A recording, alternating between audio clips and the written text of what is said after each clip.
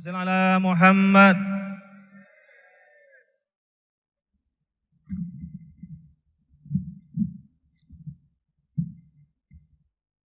Assalamualaikum warahmatullahi wabarakatuh.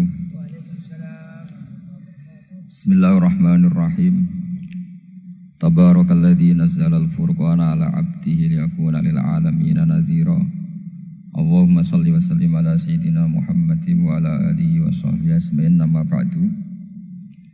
Yang sangat saya hormati Habib Hasan Toha Putra Al-Munawwar, Bapak Rektor, Bapak Direktur RSI, semua pengurus yayasan yang saya hormati, juga teman-teman baik yang putra maupun putri yang kami hormati. Ini ngaji bareng ya, terus ini bukan acara diskusi tapi acara nopo. Saya mau ngaji tentang ayat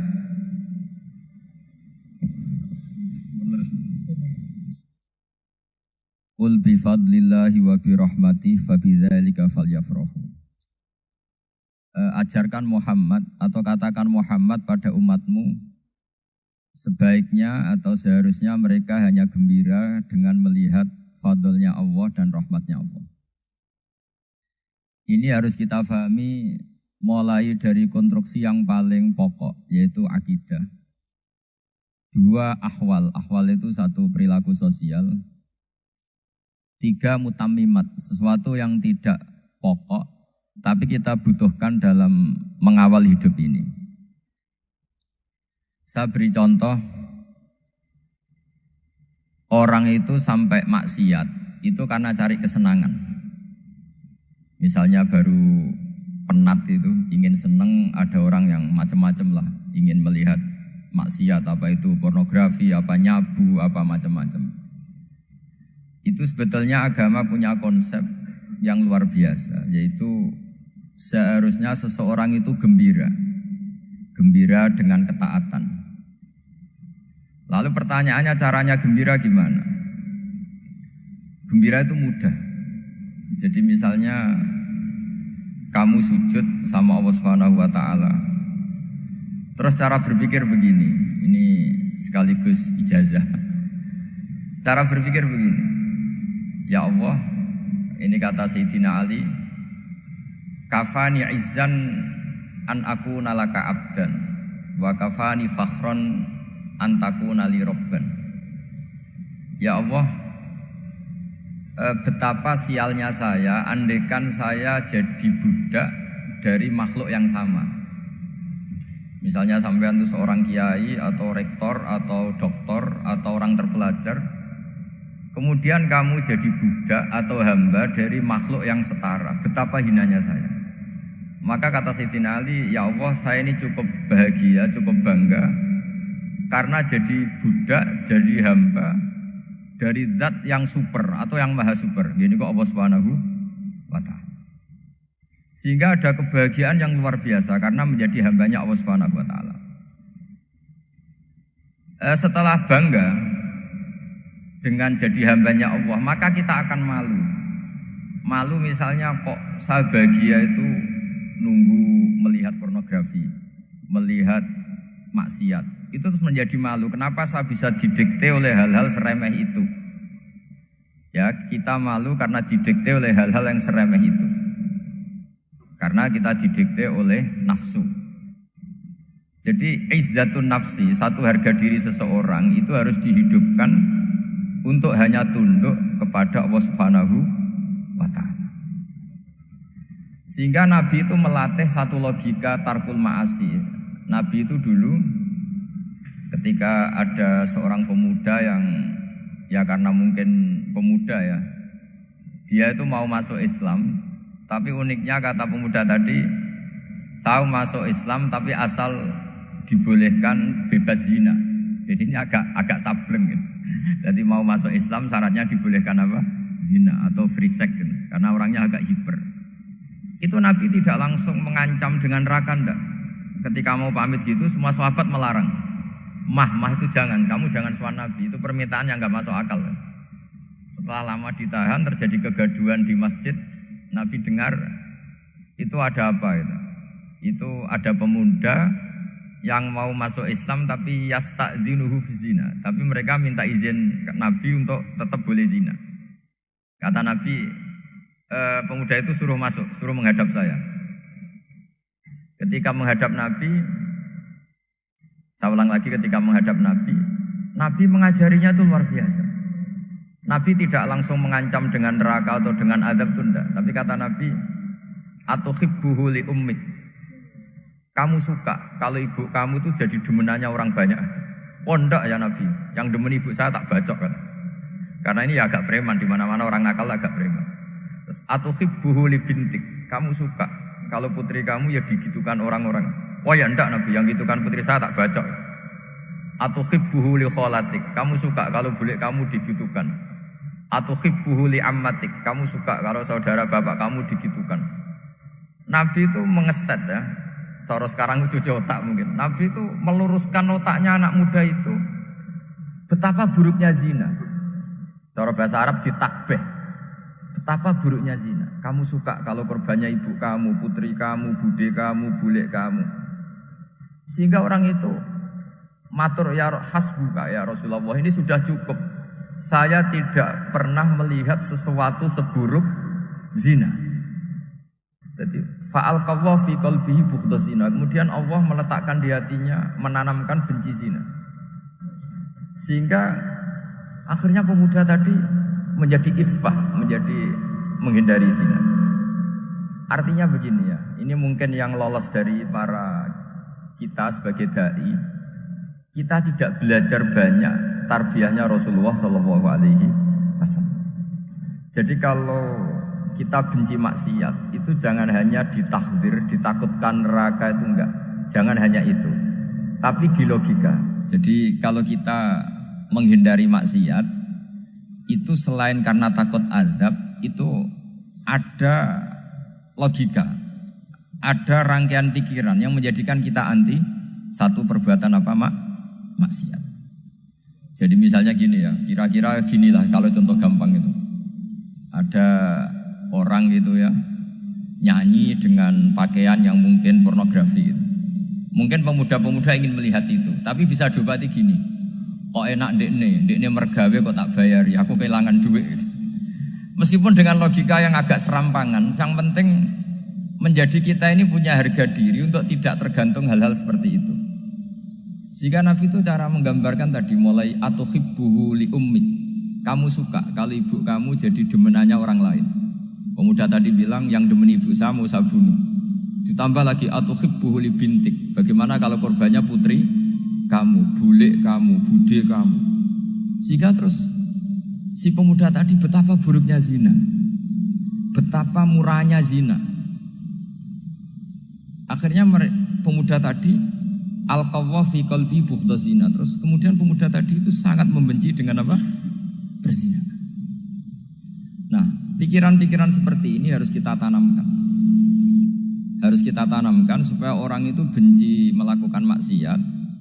Karena satu memang takut suhtullah, takut dibendu Allah atau dibenci Allah. Dua, memang logika kita mengarahkan tidak maksiat. Nah ini yang terkait Unisula yang nangani kedokteran, nangani medis.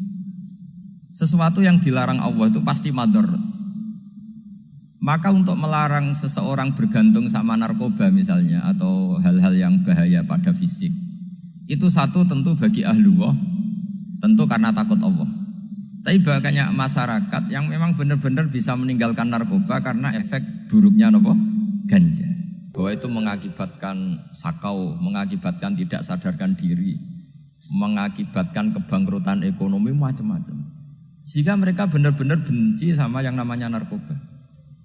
Jadi di antara manhajul Quran itu kalau mentakbih, memburuk-burukkan maksiat itu mesti dikritik innahu kana fahisyah, innahu kana fahisyata wa makta wa sa'a sabila, innahu kana fahisyata wa sa'a sabila, diulang beberapa kali.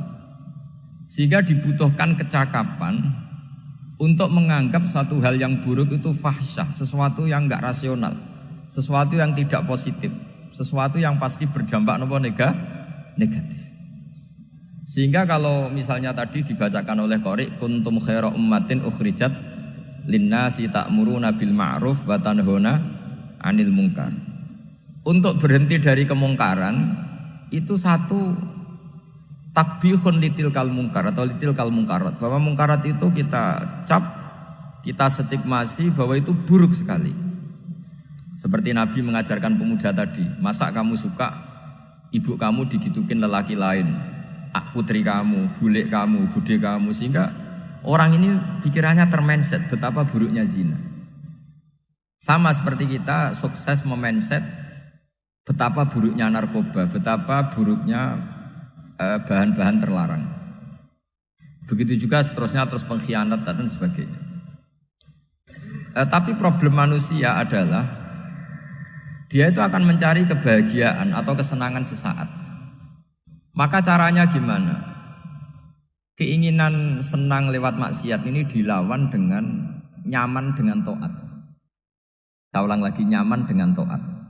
Sehingga ulama dulu punya kalimatul munajat, artinya kalimat hubungan pribadi sama Allah yang menjadikan orang itu nyaman.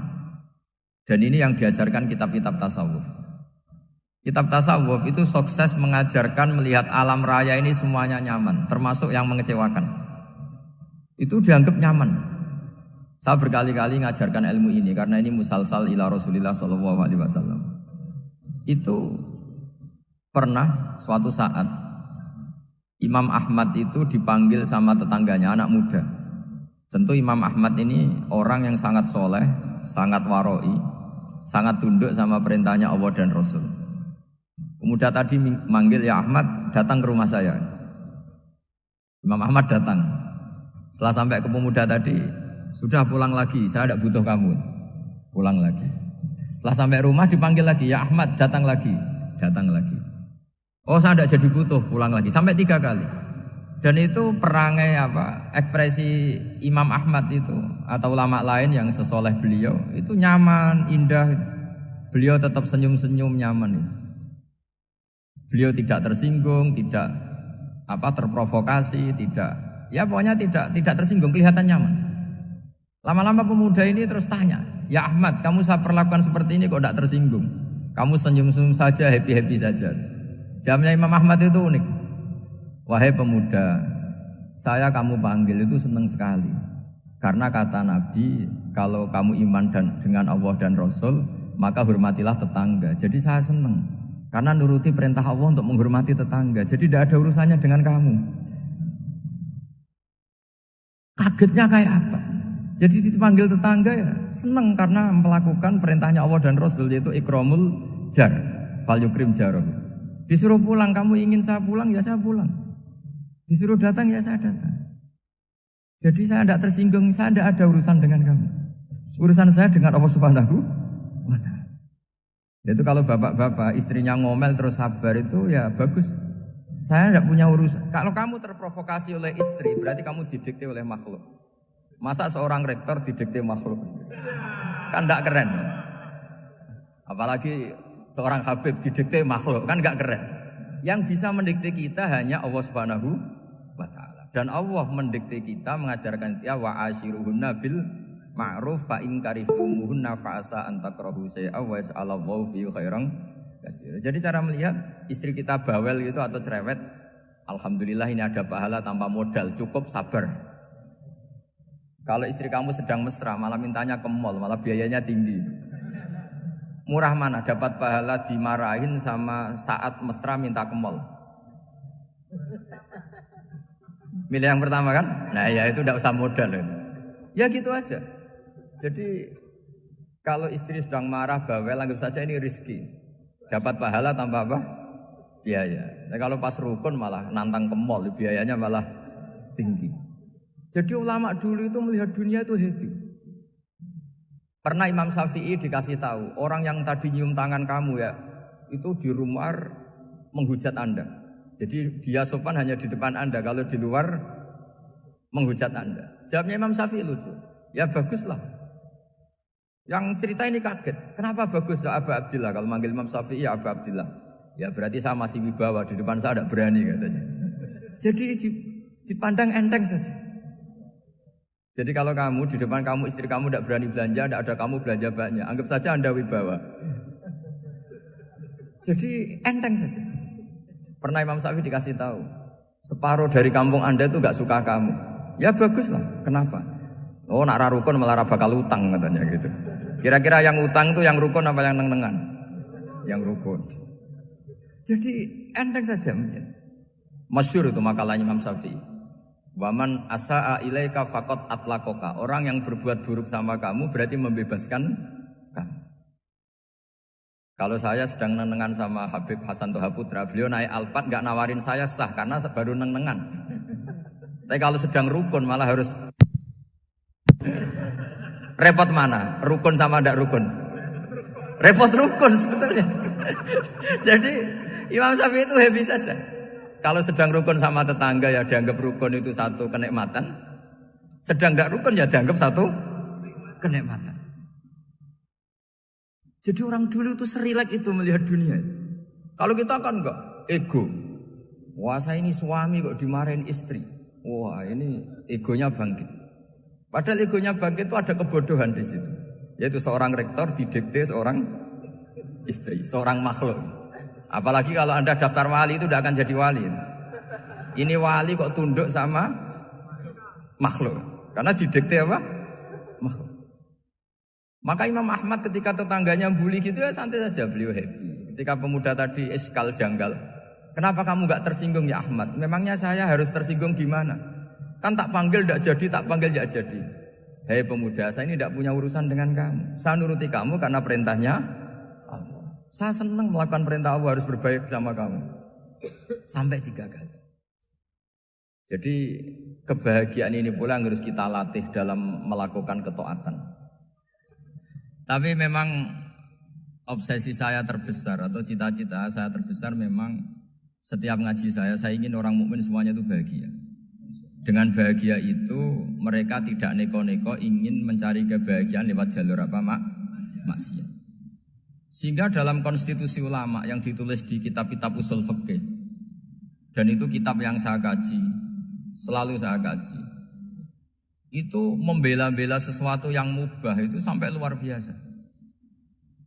Karena melihat mubah itu, misalnya Anda tidur itu berstatus mubah, Anda bermain catur berstatus mubah, Anda rileks sama teman jagungan semalam dengan teman rektor atau dosen atau yayasan itu, melihatnya bukan mubah tapi tarkul maksiyah. Misalnya saya semalaman asik musamarah itu jagungan malam sama Habib Toha Al-Munawwar. Itu awang hitungnya bukan, wah ini jagungan ngalor ngidul tidak penting tuh enggak. Malam itu bahak tidak ke dugem, tidak ke tempat maksiat. Sehingga ada ulama yang mengatakan mubah itu enggak ada. Saya ulang lagi, mubah itu enggak ada. Kan umumnya ulama bagikan wajib, ya kan, haram gitu. Terus diantaranya mubah, sunat, makruh. Ada ulama yang mengatakan mubah itu tidak ada. Kenapa? Logikanya begini, itsma min mubahin illa wa yatahaqqaqu bihi tarku haramimma. Karena tidak ada mubah yang Anda lakukan kecuali saat itu pasti ditinggalkannya sebuah keharaman. Misalnya Anda sedang jagungan sama istri di luar, di rumah, asik di rumah semalaman. Mungkin bahas hal-hal yang ringan. Mungkin melihat sinetron atau apa yang ringan. Tapi di situ terjadi Anda meninggalkan ke tempat-tempat maksiat. Sekarang ninggal maksiat itu wajib apa mubah? Wajib. Padahal Anda sedang melakukan mubah. Nah itu dicatat oleh Allah itu tarkul haram, meninggalkan keharaman. Jika masyhur dalam cerita wali-wali itu, Abu Yazid yang seperti itu ibadahnya pernah tanya, ya Allah lalu yang makomnya orang seperti saya siapa? Karena beliau semalaman ibadah terus. Sama Allah dijawab, ya yang tidur di pinggir kamu itu. Abu Yazid, loh kok bisa ya Allah? Dia kan tidur terus. Ya kan dia tidur berarti meninggalkan keharaman. Ngomong sing potongan tukang maksiat tuh apik turu apik melek kira-kira gitu. Apik turu. Timbang sama nak melek pola wis turu ae kira-kira gitu. Jadi gak usah dipaksa tahajud, dipaksa qiyamul lail itu. Iya kalau qiyamul lail. Kalau dapat informasi, kesini ikut saya terus katut kan repot. Jadi perlawanan terhadap maksiat itu sebetulnya gampang dalam Islam karena tadi nggak ada sesuatu yang mubah kecuali saat dilakukan berakibat meninggalkan keharaman. Mudah sekali. Jika banyak orang jadi wali itu karena melakukan mubah. Itu ada orang jadi wali itu karena sering makan. Ya makan-makan biasa itu. Karena ketika makan, ya Allah, betapa doifnya saya. Katanya saya presiden, katanya saya rektor, saya kiai. Ternyata kalau nggak makan tuh lemes. Apa hebatnya makhluk yang bergantung makhluk yang lain, yaitu makanan. Nah karena seperti itu terus dia al-laja ilallah, terus dia sungkeman ning Allah. Betapa lemahnya saya.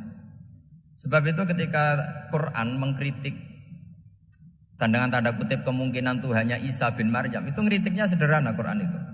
Mal masih ibnu Maryam illa rasul qad khalas min qablihi rusul wa ummuhu siddiqah kana yaqulanit ta'am. Isa itu tidak Tuhan, wong dia makan. Kamu kebayang enggak misalnya punya Tuhan, wah tadi Tuhan mampir ke rumah saya, dia lemes. Setelah tak kasih makan sehat lagi gitu. Itu kan enggak kebayang gitu. Tapi Tuhan marung di rumah saya, lemes tak gratisin, kayaknya enggak punya uang gitu. Setelah makan, wah gairah lagi. Kebayang enggak punya Tuhan seperti itu. Sehingga Quran kalau gojlok sederhana, karena yakulanit to'am. Sehingga wali-wali itu kalau makan itu sadar lemahnya dirinya, betapa dirinya tergantung makanan. Sesuatu yang tergantung itu artinya tidak hebat, tidak Tuhan. Jadi untuk menjadi wali, untuk menjadi dapat ridhonya Allah itu sebenarnya sederhana. Termasuk ada cara jadi wali yang agak kacau, tapi ini ya benar, asal niatnya benar. Misalnya Unisula besar, ya kurang besar lagi. Kita sudah punya uang, kurang banyak uang lagi. Itu Nabi Ayub, itu kan seorang nabi. Pernah diuji Allah, ini ada di Sahih Bukhari. Nanti kamu tanya, hadisnya sahih enggak? Ini ada di Sahih Bukhari. Kadang orang kota itu aneh, enggak ahli hadis tapi tanya, sahih enggak? Padahal andai kan dibodohi sahih, ya ngandel saja. Jadi kadang ya aneh. Wong enggak tahu kok tanya itu. Itu Nabi Ayub itu sudah kaya, pas itu sudah kaya. Bukan cerita yang masih miskin, memang sudah kaya. Beliau di kamar dihinggapin satu belalang dari emas. Setelah belalang itu dikejar, ternyata yang jenis itu banyak, semuanya dari emas. Ngambil sana sini, ini yang kesak ini dipenuhin, saku ini dipenuhin, sampai banyak. Sama Allah digojlok. Kamu itu nabi saya. Kenapa kamu mengumpulkan harta sebanyak itu? Kamu itu nabi saya kok rakus? Jawabannya Nabi Ayub unik. Ya Allah, siapa yang bisa kenyang dari rahmatmu? Ya, jadi kalau kamu punya uang 1 miliar, kok ingin 1 miliar 100, ingin 1 miliar 200, itu cara ngitung bukan uang. Ya Allah, siapa yang bisa kenyang dari rahmatmu? Karena rahmat Allah tidak terbatas, sudah Gusti tenang saja. Meskipun saya gini, rahmat Anda tidak akan habis. Sehingga waroi ada ilmunya, tomak juga ada ilmunya. Termasuk ragus itu juga ada ilmunya. Misalnya begini, ini contoh rakus yang ada ilmunya begini. Ini saya beri contoh. Mungkin yang boleh niru orang-orang soleh, kalau nggak soleh jangan. Imam Syafi'i ini cerita nyata. Imam Syafi'i itu dulu ketika ngaji masih muda itu nggak suka sama guru yang kaya. Kebetulan dia punya guru miskin terus. Namanya Sufyan As-Tsauri, itu miskinnya Masya Allah. Sufyan bin Uyainah juga miskin. Jadi dia miskin, punya guru miskin terus. Sehingga idolanya ya sama guru-guru yang miskin. Suatu saat guru-guru ini menyarankan dia ngaji Imam Malik. Imam Malik itu kaya raya. Itu babutnya Imam Malik kalau diinjek itu mata kakinya tidak kelihatan saking halusnya. Kalah Indonesia kalah. Imam Malik itu gaya. Kalau ngaji di kursi tinggi terus pakai bukhur itu, pakai dupa Arab yang mahal. Pokoknya mewah kali Imam Malik. Terus dia mulai ini kiai kok kaya. Kemudian setelah beliau alim tanya, saya harus ngaji siapa setelah ilmu jenengan habis kira-kira gitu. Kata Imam Malik, sudah kamu tidak usah perlu ngaji saya, kamu sudah alim alama. Terus Imam Malik datang ke Baki. Zaman itu Baki itu semacam kayak rentalan ya, semacam Grab lah kalau dulu.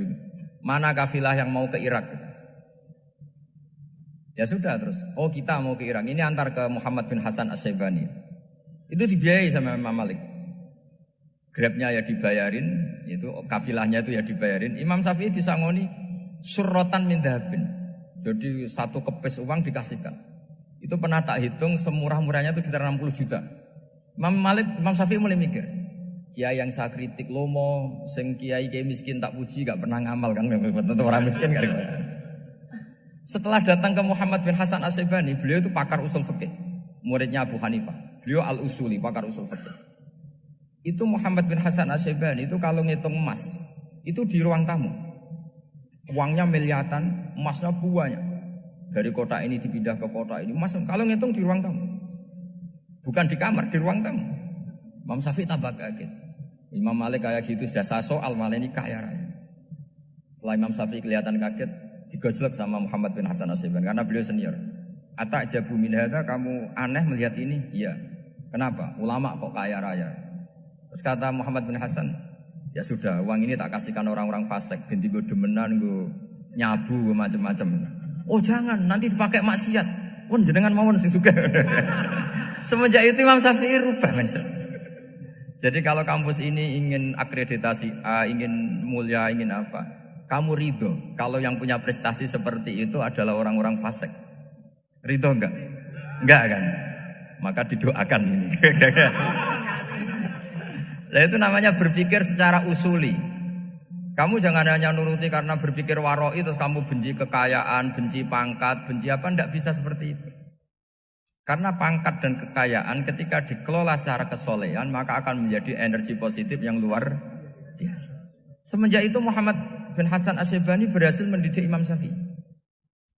Sampai akhirnya keterusan Imam Syafi'i berpendapat kalau orang Islam bisa bikin rumah tingkat kok punya rumah reok itu haram. Akhirnya keterusan. Kalau bisa jadi bupati kok jadi ketua RT juga haram. Karena al-Islam ya'lu wala yu'la alaih. Islam itu luhur bukan bisa diluhurin. Sehingga rata-rata orang Syafi'iyah termasuk kiai-kiai Indonesia itu rata-rata ya agak-agak politikus. Ya agak-agak kedonyan, mungkin sebagian kedonyan tenan gitu. Karena gak ridho gitu loh. Kalau kesempatan itu dikuasai orang fasik kemudian menjadi kekuatan maksiat. Coba kalau bupati itu orang yang fasik. Kemudian programnya supaya rakyat seneng semalaman dangdutan yang purno misalnya. Supaya rakyat seneng dibolehkan dugem, dibolehkan judi. Tapi kalau yang jabat orang soleh kan ada beberapa perda yang menolak penyakit apa? Masyarakat. Jadi kamu jangan melihat bahwa kepangkatan ini hanya sebagai alat korupsi, alat otoriter, enggak. Asal kena orang soleh, maka ini menjadi energi kesolehan atau energi positif. Sebab itu ketika Allah muji para nabi yang soleh, diantaranya disifati apa? Faqad ataina ala Ibrahim al-kitab wal hikmata, terus ayat wa atainahum mulkan azim. Dan Nabi Ibrahim dan keluarganya tak kasih kerajaan yang besar. Nah sekarang masih banyak orang yang cara pandang ngapain bikin unisula yang megah, ngapain berambisi punya akreditasi A dan sebagainya. Menyoal seperti itu salah secara usul fikih. Karena secara usul fikih kesempatan yang baik tentu harus diperjuangkan oleh orang-orang yang soleh. Karena ini supaya jadi otoritas yang positif. Itu dulu ada latihannya.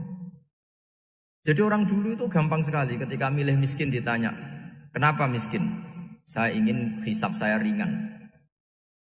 Tapi ketika mereka kaya, yang soleh, supaya harta ini tidak dipakai orang yang nanti dipakai maksiat.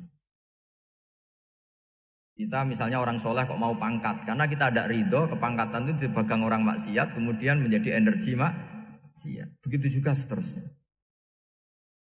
Maka ulama dulu itu rileks. Sampai Syekh Nawawi Al-Bantani itu nanti bisa dicek di tafsir Qul hal yastawil ladzina ya'lamuna wal ladzina la ya'lamun. Beliau muji-muji ulama. Kemudian ada seorang yang agak hasud mungkin. Tanya begini.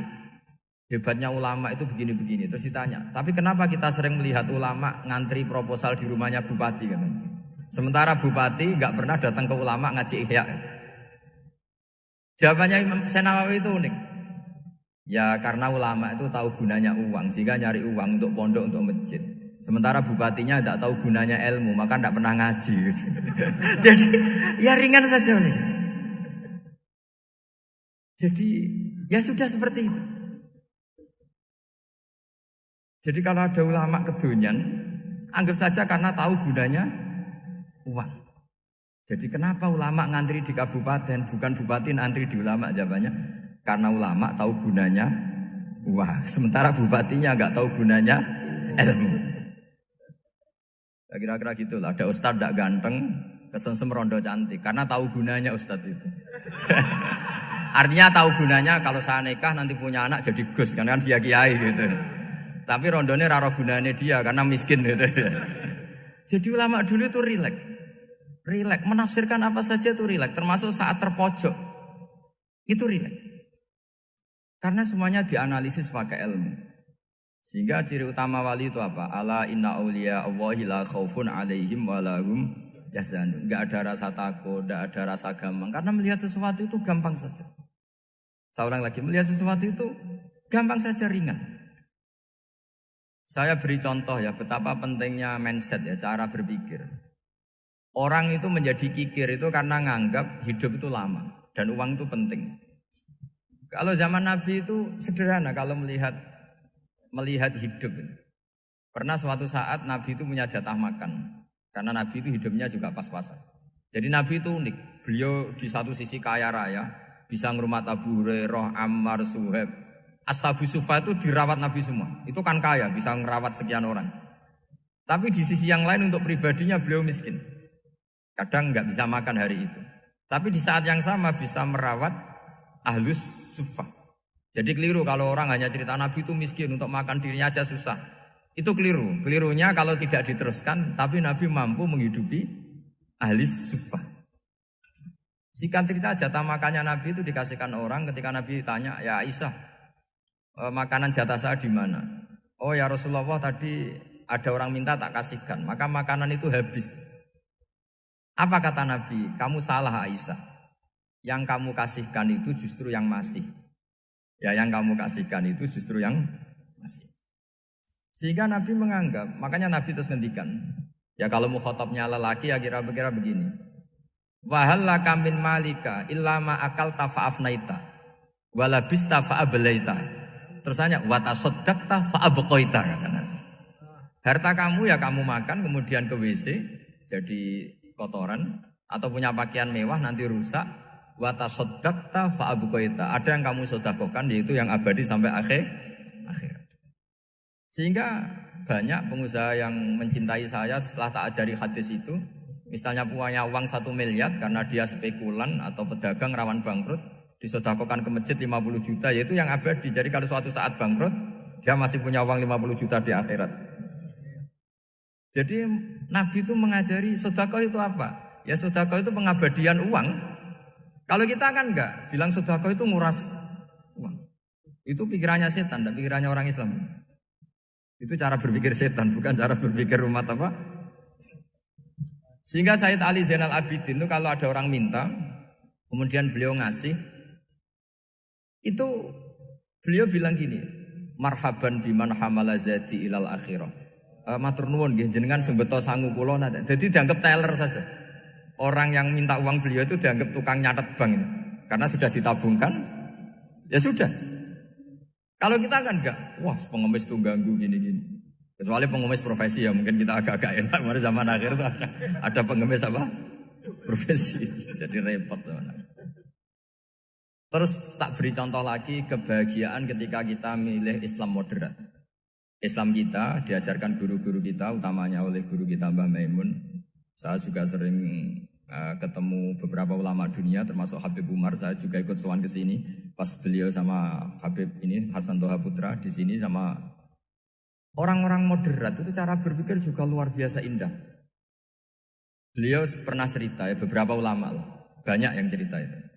Saya pernah diceritani seorang alim ketika ada orang ekstremis itu mau ngebom di tempat maksiat. Kebetulan yang maksiat itu kebanyakan ya orang Islam. Karena di negara yang mayoritas Islam. Ditanya sama Syekh Sa'rawi. Syekh Sa'rawi itu mufassir top di mana? Mesir. Ini mau tak habisin karena mereka orang Islam kok maksiat terus. Terus ditanya sama Imam Sa'rawi. Laumatu ala khini ma'asihim aina masiruhum. Kalau mereka mati dalam keadaan maksiat, mereka kemana? ya ilan nar, mereka pasti masuk neraka. Terus ditanya sama Imam Sa'rawi, wahal masiruhum ilan nar muradun nabi amlah. Punya umat maksiat kemudian mati masuk neraka, itu yang diinginkan Nabi apa enggak? Ya tidak aja. Ya sudah, enggak usah dibom, ditunggu tobatnya kata. Karena kalau mati dalam keadaan itu ke neraka dan itu tidak yang diinginkan Rasulullah Sallallahu Alaihi Wasallam. Terus ekstremis ini menjadi tobat, tidak berpikir ekstremis mas. Jadi orang itu harus berpikir mindset yang baik. Meskipun kadang berpikir baik itu ya agak-agak kacau. Ada seorang wali majdub itu kalau berdoa agak kacau, tapi nggak bisa dibantah. Masyhur itu doa itu. Ini sekaligus ijazah, tapi kalau sebelum wali nggak boleh. Itu datang ke makamnya Rasulullah SAW. Terus doanya itu begini, ya Allah sekarang terserah engkau. Ya Allah sekarang terserah engkau. Jika saya kamu jadikan orang soleh, jika saya engkau jadikan orang soleh, maka surra habibuk, maka kekasihmu ini senang. Yang susah musuhmu yaitu setan. Tapi kalau engkau menjadikan saya orang fasik, maka yang susah kekasihmu, yang senang musuhmu. Jangan punya dua pilihan itu. Wah itu kan doa tapi kayak teror itu. Ya jadi berdoa di Raudhah. Wah itu pasti mandi itu karena agak-agak maksa Tuhan itu. Ya Allah engkau punya dua pilihan. Jika saya jadi orang soleh, maka kekasihmu ini senang. Musuhmu yang susah yaitu setan. Tapi jika saya jadi orang fasik, maka musuhmu yang senang, kekasihmu yang susah. Mohon terserah jenengan, mau menyenangkan kekasihmu, apa menyenangkan musuhmu? Gitu. Kira-kira gimana? Kalau tertarik boleh doa itu dipraktekkan. Tapi kayaknya kalau copy paste itu gak keren, apa? Jadi dulu orang itu muamalah sama Allah dan Rasul itu rileks. Rileks itu nyaman karena ya tadi kul bi fadlillah wa bi rahmati fa bidzalika falyafrahu. Sehingga Imam Izzuddin bin Abdissalam itu ngendikan innal ladzina yarmunal muhsanatil ghafilat. Di antara kebaikannya ibu-ibu atau mbak-mbak ini harus berstatus ghafilat. Perempuan-perempuan pelupa. Ghafilat itu pelupa. Pelupa dari kenikmatan maksiat sehingga mereka dengan taat. Misalnya ada ibu-ibu atau mbak-mbak atau juga bapak-bapak tahajud, kemudian nyaman dengan tahajud itu. Kira-kira terbersit enggak ingin maksiat? Enggak kan, karena sudah nyaman dengan tahajud, dengan taat. Maka dibutuhkan kenyamanan dalam beribadah. Sebab itu ala bidzikrillahi tatmainnul qulub. Makanya saya termasuk kiai yang setiap ngaji itu happy, seneng. Karena ini untuk kampanye. Senang dengan ngaji, dengan taat itu sudah luar biasa. Kayak apa kalau mereka senangnya kalau nunggu melakukan maksiat. Jadi termasuk bentuk perlawanan kita terhadap maksiat adalah usahakan kamu tuh bahagia, senang dengan taat. Istiqnas billah, mu'anasah billah, farah billah, itmi'nan tumakninah billah. Sehingga ini mencukupkan kita tidak berkebutuhan maksiat. Meskipun kita ya manusia pasti suatu saat atau sudah pernah maksiat. Serasa diceritakno lah, itu mesti gitu. Lah orang-orang dulu itu orang yang sukses mengelola bahagia ma Allah wa billah walillah. Sehingga wali-wali dulu itu jadi wali itu tidak mesti karena ibadahnya banyak itu enggak. Mereka orang yang ibadahnya itu biasa. Biasa-biasa sekali. Ulama-ulama dulu ibadahnya biasa sekali. Tapi qulubuhum ma Allah, hatinya itu ma Allah. Itu ada seorang wali itu jadi wali, Umar bin Abdul Aziz yang dikenal khamisul khulafa. Khamisul khulafa. Di luar khulafa Ar-Rasyidin 4, di antara yang soleh adalah siapa? Umar bin Abdul Aziz. Itu ketika mau meninggal, itu senangnya bukan main. Itu semuanya nangis, beliau senang. Terus tanya, kenapa kamu senang? Memangnya saya kalau mati itu kemana aja? Ila khairi madhubin ilah, kezat terbaik. Dibang urip mbek kowe bolet atau mbek arhamur rahimin gitu. Yaitu Allah Subhanahu wa taala. Jalaluddin Ar-Rumi ketika mau meninggal itu muridnya nangis semua, beliau marah. Kamu harusnya pesta karena saya mau ketemu kekasih saya, malah kamu tangisi. Goblok sekali kamu katanya. Jadi orang-orang dulu itu luar biasa. Karena tadi mereka tidak ingin ketemu Allah itu dianggap problem. Harus sesuatu yang membahagiakan.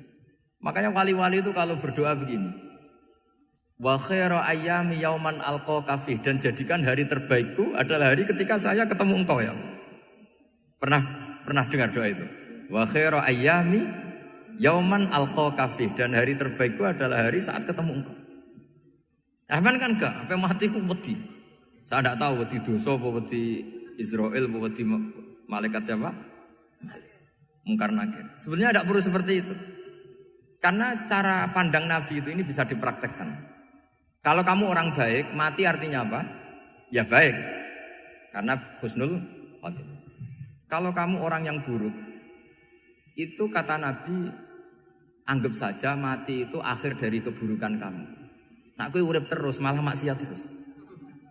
Maka Nabi itu kalau ngajari kita berdoa gini, Allahumma ij'alil hayata ziyadatan li fi kulli khairin wal mauta rohatan li min kulli syarrin. Ya Allah, kalau saya hidup ya anggap saja ziyadah fi kulli khairin, berpotensi nambahi kebaikan. Kalau saya mati anggap saja ini akhir dari segala keburukan. Maka saya berkali-kali guyon.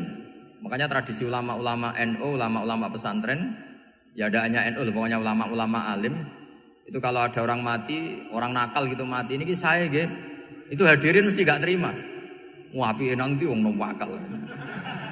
Tapi dipaksa sama kiainya, saya gitu. Lama-lama dipaksa.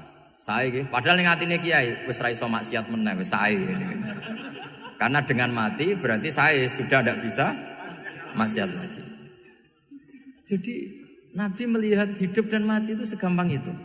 Kalau al-hayata ziyadatan li fi kulli khairin wal mauta rohatan li min kulli syarr. Coba kita ke depan itu kan ada potensi zina, potensi korupsi, potensi maksiat. Yang bisa menghentikan potensi itu apa coba? Mati ya, udah pinter dia. Sudah maju berarti. Berani mati. Berani. Tapi jangan di sini ngel-ngelo panitia nanti. Artinya yang selama ini kita risau dengan kematian, dengan apa? Nabi ngajari kita tadi. Allahumma ij'alil hayata ziyadatan li fi kulli khairin wal mauta rohatan li min kulli syarr. Ya Allah, jadikan hidup ini sebagai bekal menambah kebaikan, dan suatu saat kalau saya mati, semoga itu akhir dari segala keburukan. Jadi artinya Nabi itu ngajari kita itu positif terus. Sama seperti ulamanya tadi. Nak lagi rukun mbek tonggo ya sanggep ae kanca kaapian. Nak nenengan ben ra utang ngoten. Dadi pokoke penak terus itu. Nak bojo lagi ngamuk alhamdulillah gak ngajak blonjo. Nak pas rukun ya alhamdulillah kok lagi rukun. Jadi gampang semua. Makanya ada seorang alim itu ngendikan begini, ada yang tanya. Saya tuh dulu ketika kaya, teman saya sering main ke saya. Setelah saya miskin gak ada teman-teman yang ke saya. Dikira si Habib ini kebetulan orangnya Habib itu mendukung keluhan dia. Ternyata enggak. Si orang alim itu bilang gini, malah bagus toh gitu. Kowe wis melarat buruhe wong. Ya sudah kamu miskin buruhnya orang lain. Misalnya tukang manol di pasar atau tukang becak. Kemudian teman-teman kamu datang, malah kamu malu toh jadi tontonan. Bagus kalau mereka lupa pas kamu miskin enggak ada yang lihat kata. Jadi apa ya, dianggap enteng saja gitu. Akhirnya orang ini gak jadi ngeluh. Selama ini kan kita ngeluh ya ketika miskin teman-teman gak datang. Coba kalau mereka datang pas kamu buruh bikin botol di orang lain. Mantan bos buruh, malu gak? Milih datang apa enggak? Enggak lah, sudah bener itu. Jadi ulama dulu itu makanya sering baca biar tahu solusi hidup. Jadi ulama dulu tuh gampang sekali melihat kehidupan itu. Gampang sekali, indah, gampang. Sekarang tuh enggak. Orang itu cara berpikir nuruti nafsu, itu yang bahaya. Makanya Quran kritik ara'aita man ittakhadha ilahahu hawa. Orang yang cara berpikir itu nuruti hawa nafsu. Kalau zaman Nabi, zaman sahabat, zaman ulama itu enggak seperti itu. Sehingga cara berpikir itu mudah. Makanya kata Nabi, absyiru ya ma'sarul muslimin, kata. Kamu harus senang ya ma'sarul muslimin. Allah sekarang buka pintu langit yang sebelumnya enggak pernah dibuka. Dan Allah yubahi bikum malaikata, dan Allah membanggakan kamu kepada para malaikatnya. Kenapa? Umatnya Muhammad, umatnya Rasulullah Muhammad SAW, itu kalau sampean kepingin mati setiap saat itu baik, itu resepnya gampang kata Nabi. Addu faridotan wantadzoru ukhra. Jadi Allah memberitahu, ya Muhammad, umatmu ini luar biasa. Jadi misalnya tadi kita sholat subuh, ditanya, Bahak kamu sekarang ngapain? Nunggu sholat duhur ya. Setelah sholat duhur ditanya lagi, nunggu apa asar?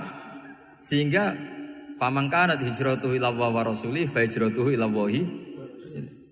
Jadi kalau ya sudah ini tak ijazahkan, kalau setelah sholat subuh nunggu apa? Duhur. Setelah duhur nunggu. Sehingga ketika kita mati itu statusnya penunggu sholat.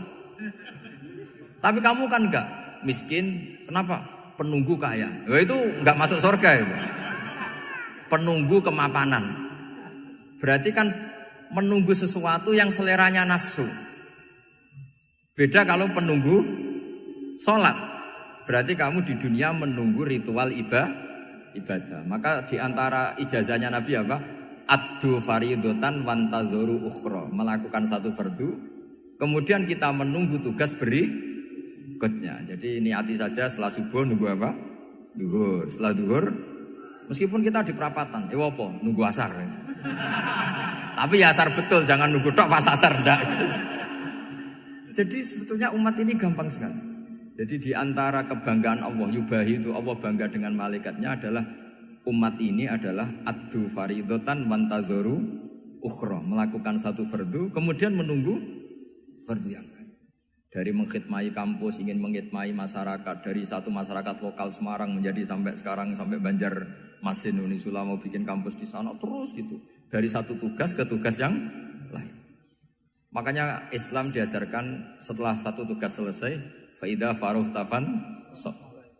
Jadi sehingga hidup kita itu dinamis. Dari satu kebaikan menunggu kebaikan lain, dari satu kebaikan menunggu. Sehingga hidup kita ngapain? Nunggu satu kebaikan. Ini sudah masuk faman kanat hijratuhu ila Allah wa rasulih fa hijratuhu ila Allahi wa rasulih. Sehingga bayangkan kalau kita direkam Allah, Gusti kula ampun mati nak dereng sugih. Wis melarat puluhan tahun, sakit, nunggu sesuatu sing sifatnya nafsu, kepengin sugih. Sugih tok aja cukup. Tahu buruhno wong sing tahu ngenyek ndekne lho, itu kan urung-urung wis dendam. Saya belum mau mati sebelum kaya dan buruhkan orang yang pernah melecehkan saya. Wis ngono akhirnya mati urung sugih. Berarti wis fakir matine hasud. Mau itu ngenes dunia akhirat kan kira-kira seperti itu. Kamu santai aja kalau fakir berarti ngeringankan hisab karena ada banyak harta. Yang mau dihisab papanya enggak punya apa-apa. Jadi saya mohon sekali ya, Islam itu mengawal kebahagiaan. Sebab itu sampai bahagia itu menjadi perintah Islam, qul bi fadlillah wa bi rahmati fa bidzalika falyafrahu. Karena dengan bahagia bi taat diharapkan orang Islam itu tidak bahagia atau cari kesenangan lewat jalur apa maksiat. Sehingga ciri utama wali apa? Ala inna auliya Allahi la khaufun alaihim wa lahum yahzanun. Sehingga ulama dulu itu rileks-rileksnya, termasuk yang saya ceritakan tadi, Imam Ahmad, Imam Syafi'i, itu melihat apa saja rileks. Ya tadi kalau disenangi orang ya barokah, punya kawan kebaikan, nak dineng ya barokah dineng di gedingi tonggo rada utang, ngeranjuk tulung itu. Jadi rileks saja. Masyhur itu Imam Syafi'i ngendikan, waman asaa ilaika faqad atlakoka. Orang yang berbuat buruk sama kamu, hakikatnya adalah membebaskan kamu. Atlaqo itu apa? Membebaskan. Enak gak jadi hidup gitu? Kalau kamu kan enggak, kok gedeng aku salahku apa? Malah kamu ujub tuh, orang kok gak tahu salahnya. Kamu jadi suami, istrinya ngomel, kurang apa saya sebagai suami? Ya kurang banyak, enggak ganteng, enggak kaya, enggak ini. Malah kalau diterangkan malah parah toh. Ya sudah rileks saja, kalau dia ngomel ya tadi alhamdulillah dapat pahala tanpa apa? Biaya. Terus ngomel kan butuh energi, paling yang tidak kuat 3 jam. Nanti juga berhenti apa? Sendiri. Terus ambil nilai positifnya, misalnya ngomel sama suaminya, bagus lah. Kalau ngomel sama tetangga malah kayak apa gitu aja udah. Jadi ulama dulu itu gampang sekali melihat hidup. Rasulullah ya gitu, melihat hidup tuh gampang saja. Ketika tanya, ya Aisyah apa ada sarapan? Tidak ada ya Rasulullah, ya sudah saya tak puasa. Jadi enteng saja. Kadang-kadang beliau ingin puasa, ya puasa sunat, ada sarapan nggak jadi puasa. Rileks. Nabi itu rileks. Kalau ngajari kebaikan juga rileks. Nah sekarang itu banyak orang yang karena mungkin kurang baca, Islam itu kayak menjadi aturan yang bengis, yang repot, yang mengekang. Itu tidak seperti itu. Yuridu wa bikumul yusra wala yuridu bikumul usra. Allah menghendaki agama ini mudah. Sehingga ada sahabat di Imami Mu'ad itu baca Baqarah. Sahabat ini pekerja petani, mufarokoh ditinggal. Ketika Mu'ad lapor, ya Rasulullah ini ada orang munafik, tengah-tengah sholat mufarokoh saya ditinggal. Yang disalahin itu tidak yang ninggal tapi Mu'ad. Afattanun anta ya Mu'ad, kami ini tukang fitnah. Masa ngimami petani pakai surat Baqarah? Jadi yang disalahkan ini imamnya. Kalau kamu jadi imam, sholatnya ya yang cepat. Makanya terus banyak orang kecepatan karena tadi. Jadi Nabi itu enteng sekali. Jadi apa ya? Nabi itu beda dengan yang kita bayangkan beda. Nabi pernah ngaji di masjid, kemudian ada tetangga lewat pakai cangkul ke kebun. Semua sahabat gerutu. Ini orang tidak benar. Ada Nabi ngaji ditinggal saja ke kebun, tidak ikut ngaji. Jawabannya Nabi tidak. Itu bagus itu ikut sunnah saya. Kenapa ya Rasulullah? Dia kerja artinya nyari halal. Dan untuk menghidupi keluarganya itu juga ajaran saya. Sehingga yang ngaji ya ajarannya Nabi, yang enggak ngaji karena kerja mencukupi keluarga juga ajarannya Nabi. Segampang itu. Kalau kayaknya kamu kan, wes gak roh akhlak kan gitu. Nabi rileks saja nanggapin. Sampai bisa lihat itu di Ihya di bab Fadhailul Kasbi. Makanya ini penting sekali supaya orang itu berpikir Islam atau mendakwahkan Islam itu berdasar sanad ya yang muttasil yang pernah dilakukan Rasulullah SAW. Semoga barokah. Assalamualaikum warahmatullahi wabarakatuh.